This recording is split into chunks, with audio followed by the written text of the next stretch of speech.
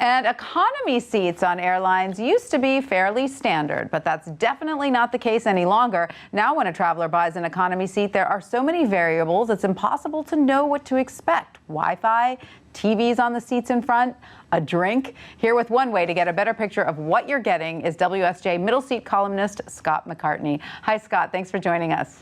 Sure, Tanya. So tell us about this new startup you researched called Routehappy. What does it do exactly?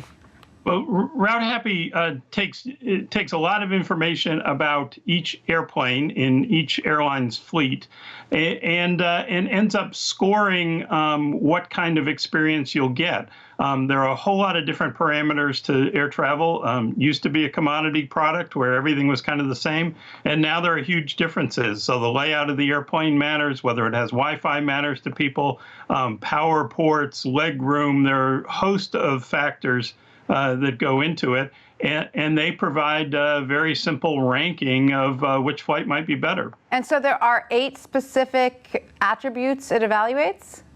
Yeah, they look at the duration of the flight, the seating, the layout of the airplane, amenities, even down to whether fresh food is available, as I said, Wi-Fi, power ports, other things like that. And they have an algorithm that they apply where some are more important than others. So seating and duration are the most important.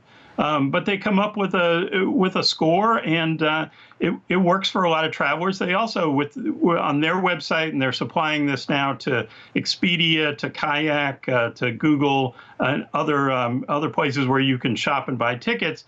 You get the data on the amenities. This has been something the airlines just haven't provided into online travel agencies and others. But with Routehappy, these guys can get the information on particular airplanes, what's on board, and they can have little icons of whether there's good seating or power ports or Wi-Fi or whatever it is you want to check. It's all great information, but it's all based on the specific planes the airlines are assigning to flights, correct? So how do they get this information? How far in advance do airlines assign specific planes to flights?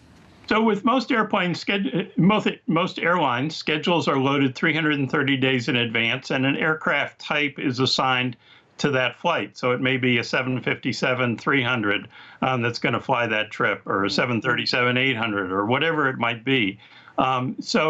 Routehappy takes that, and they can give you some idea. For example, if half of that type of airplane has Wi-Fi installed, they'll say that there's a chance of Wi-Fi on board. Then 2 weeks before departure, typically, a specific airplane will be attached to that particular flight by tail number.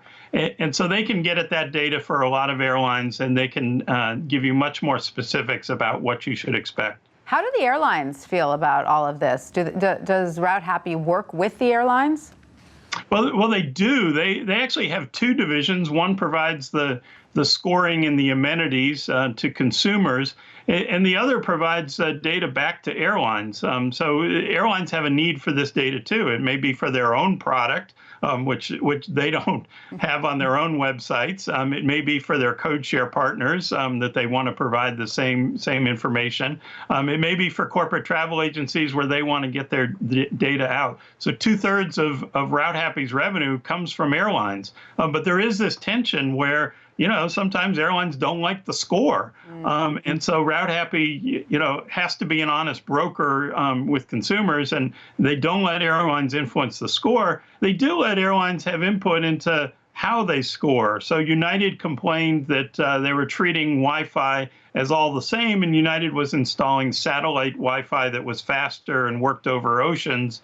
And they thought, they're right about that, and so they changed their Wi-Fi scoring to a good, better, best kind of setup, where and if you have ground-based Wi-Fi and it's a flight over oceans, they tell you may only have partial Wi-Fi. Right. I can see airlines liking this because it can justify why one economy seat costs more than another. It sort of gives you the details. All right. Well, yeah. Scott McCartney, thank you so much for that. Sure. Take care.